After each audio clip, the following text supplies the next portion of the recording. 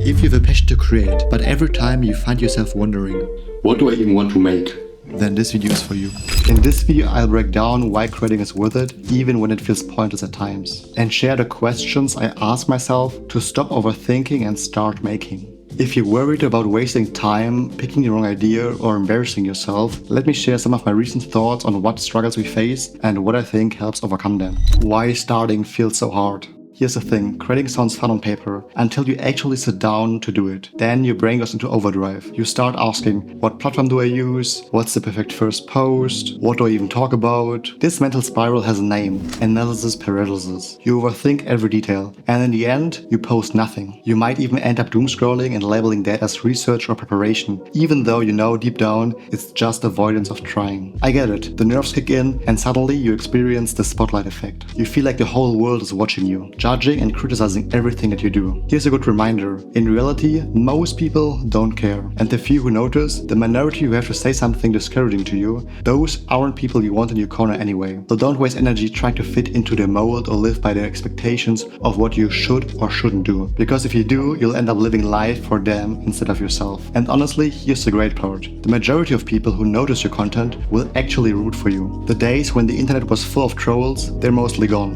And from my experience, depending on the circle you're in, the online space has become a lot more welcoming, even supportive. There's actually a gym story I often think back on that relates to this. When I first walked into a gym at 15, I was a bit overweight and embarrassed. I thought everyone was silently judging me. But in reality, people were super kind, and some of them even offered help. Switching back to now, when I see someone new at a gym, I don't think, what are they doing here? I think, good for them, they showed up, despite the nerves. Content creation works the same way. Everyone starts somewhere, and people who already created for a long time know how it feels to be a beginner. So don't be attached to every single piece of content you create. Acting like one bad post ruins your entire brand, it doesn't. Circling back to the gym example again, one bad workout doesn't define your physique. Quite the opposite. Instead of making your body worse, it actually makes it better. Yeah, maybe it wasn't optimal, but showing up is always better than skipping. It's the same with content. Creating something, anything, is always better than creating nothing. And if you catch yourself thinking, I'm not an expert, who am I to share this? That's just the impostor syndrome speaking. I've recently talked to some of my friends who build a big audience, and they all say the same thing. It's normal. Sure, credentials help, but genuine curiosity is enough to start. And those feelings of self-doubt, they might never fully disappear, but the more you create, the quieter they get. And again, it's just like the gym. Your first day feels awkward, maybe the first week, but after a few months, you start to feel comfortable and get into the groove. Sometimes I like to go on YouTube or Instagram and scroll all the way back to someone's oldest post, just to see how they started. Even big creators like Ali Abdaal or Marcus Brownlee began with bad lighting, awkward intros, and a weird audio. And now, look at them. Even my own past content shows progress. I'm not where I want to be yet, but I leveled up. Honestly, it's actually fun to watch myself get better. It's proof that something I'm doing is working. You just have to show courage to actually try. And I like to think of courage as this, being scared and doing it anyway. The pace doesn't matter. Fear works like going into cold water. Jump in fast, you get the shock, then you adjust. Ease in slowly, same results, just a different pace. The only thing that's not an option, standing on the edge forever. Your pace is personal. The goal isn't perfection, it's motion. Not gonna lie, staying in motion is hard. Introducing the cringe curve. Like all new learned skills, the creator journey has phases. You start with the honeymoon phase. Your idea, project and goals sound amazing. You're hyped. Creating feels like a dopamine rush. Then reality hits and you look back at your content. Maybe it didn't perform as you hoped or something looked off to you. The problem? The taste-skill gap. Our taste improves faster than our skill. It's easier to learn and judge than to implement and execute. Suddenly, you notice your videos don't match the vision in your head. Confidence dips. We perceive ourselves as cringy for trying. Why do I look so awkward on camera? I know I could do better, but why does my content still look like shit? Or even, what if I ruin a good idea by making it badly? So you wait, you delay, and fall back into the analysis paralysis cycle. If I just had better gear, if I just learned to edit better, if I just had better ideas. But waiting doesn't close the gap, practice does. It's kinda obvious, but waiting kills motion. Ideas rot, interest fades, skills stagnate. There's nothing wrong with learning and reflecting to create better content, but here's the catch, don't just learn. Think about it, how many tips or tricks can you actually recite from the videos you watched last week? Probably not many. Apply what you've learned right away instead of hoarding ideas and tips. That's what makes it stick. And here's something important to remind yourself of. Most people quit at this point. If it were easy, everybody would do it. From the outside, it looks simple, but doing it, way harder. And honestly, that's kind of the goal. Good design works the same way. It's invisible, seamless. You don't notice great design, you notice bad design. It's easier to spot bad editing than noticing great ones. Remember, you can always redo an idea later when you're better. So I suggest avoid brain rot. Consume content with intention. Curate what you learn, then apply it at your own pace. But not doing it because you don't feel ready, that's not an option. Now here's the good news. The light at the end of the cringe curve, which is by the way actually called the Dunning-Kruger curve, is it gets better over time. You improve, your skills catch up, but your taste keeps growing too. It's like a cat and mouse game. But playing that game ensures you're always growing. My tip, look at other skills you've already learned in your life. Use them as proof that you can improve at anything if you just trust the process and grind through the suck phase. That's done by stopping the obsession over instant metrics. Checking your views every hour is like weighing yourself every day. It won't change that fast, and all it does is discourage you. Instead, change your focus purely on reps, not results. I know it's easier said than done, but we're wired to look for a clear return on investment, an ROI. I mean, most areas of life work like that. We work, we expect a paycheck. We study to get a degree. So when we post content, we expect views. And that's the mismatch of expectations. There's no guaranteed ROI in content creation. That uncertainty kills motivation. Think about it. You could spend 10 hours on a video and it might only get 500 views. Then you start wondering, was it even worth it? Now, if creating content isn't essential for your business, but something you want to get better at, or maybe even grow into a business later on, I suggest viewing it purely as a hobby. Why? Most hobbies have no clear ROI either. I play video games for hours, zero return, except fun in the process. People bake, paint, boulder, not for profit, but for the joy of the activity. If you treat content the same way, it lowers the stakes and makes the process more sustainable. And along the way, you actually gain some hidden ROIs, confidence, clarity, creativity, and a bunch of others I will touch on in a second. Okay, let's say you hyped yourself up again to create something, but now you sit there like, literally everything I want to say has already been said. Why even bother?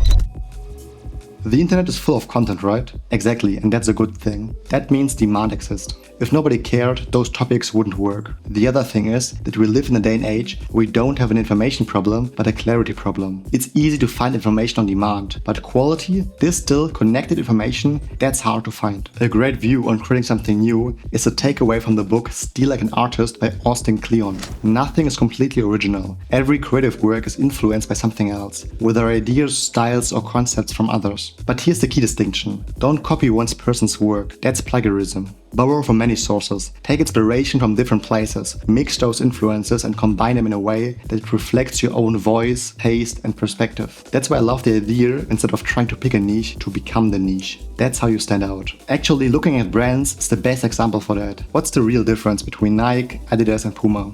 It's not the quality of their shoes. It's their beliefs, their designs, their customer experience, the unique vibe they create. Content works the same way. You're more than just a topic you talk about. Take Matt D'Avella as an example. He's not just the minimalism guy. You watch him for cinematic documentary-style videos, his dry humor, and his big biceps. Or Peter McKinnon. He's built a brand that feels rugged, adventurous, with outdoor vibes, knives, and a little bit of rock and roll energy. That's the essence of personal branding. Make it personal. Think about your own likes and dislikes, and let them show up in your content. From the colors and fonts you choose, to the music, sound effects, locations, storytelling style, humor, even your hobbies and themes. Ask yourself, what feels fun and personal? That's what makes your work yours. And when you create like this, it ties into something deeper. Look at the top of Maslow's hierarchy of needs, self-actualization. This approach makes creating fulfilling instead of soulless. This way also allows you to carve out your own little space on the internet. You can approach it like world building in video games. At the end of the day, we are all parts of ourselves that we want to show online.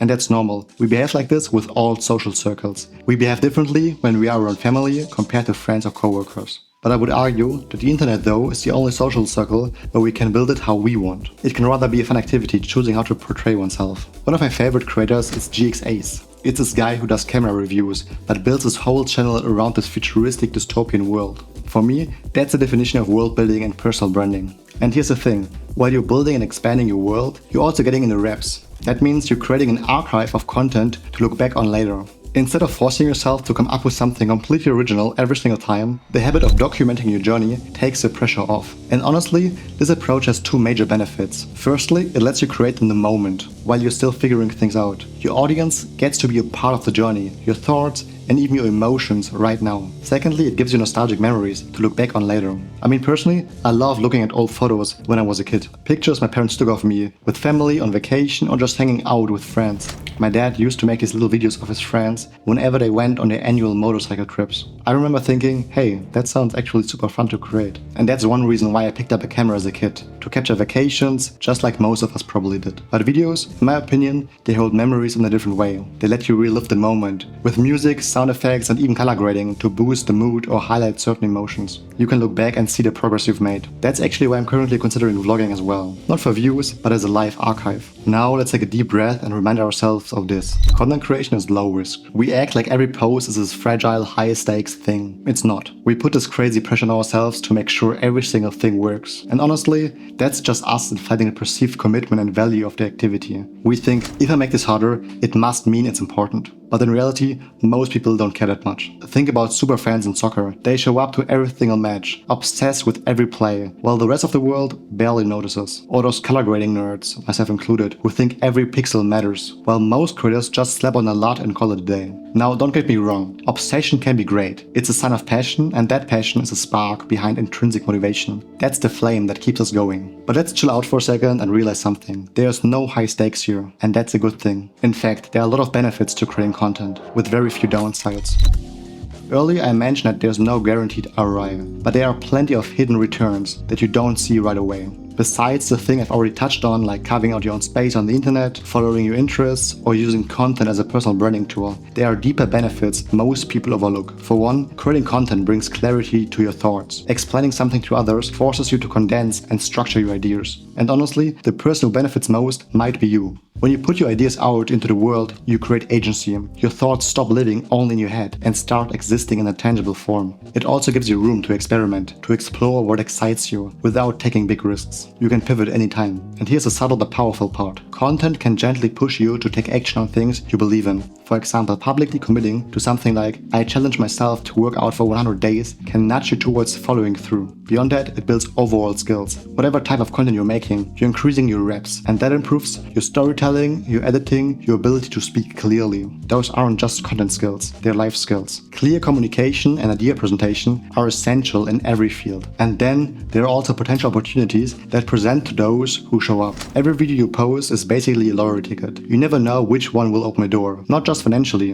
though yes, brands, sponsorships and jobs can come from this, but also socially, finding your tribe, connecting with like-minded people and building communities. Personally, I found so many friends simply by sharing my passion for videos, branding and design. That alone makes the process worth it. So now let me share the questions I like to ask myself whenever I'm stuck trying to decide what project or idea to work on. Firstly, what am I obsessed with right now? What could I talk about for 10 minutes without notes? That doesn't mean you have to actually speak without notes. It's just a good indicator of deep interest. What's time sensitive or trending? And how can I add my spin to it? Maybe a recently released movie, a viral meme, or a trending topic you can ride the wave on. That can be great if you want to increase the exposure of your content. What would I share if I had unlimited courage? Then scale it down to the courage you have right now. The goal is to make a version that's doable without compromising what you really want to create. What am I learning right now and what can I share from that? What do I want to dare myself to try? So doing it publicly keeps me accountable. Will this improve a skill I care about? What's the goal of this content? If it's for business, what part of the marketing funnel does it need to cover? And there are also some extra checkboxes I find essential. Ask yourself, does this add value in any way, or is it just noise?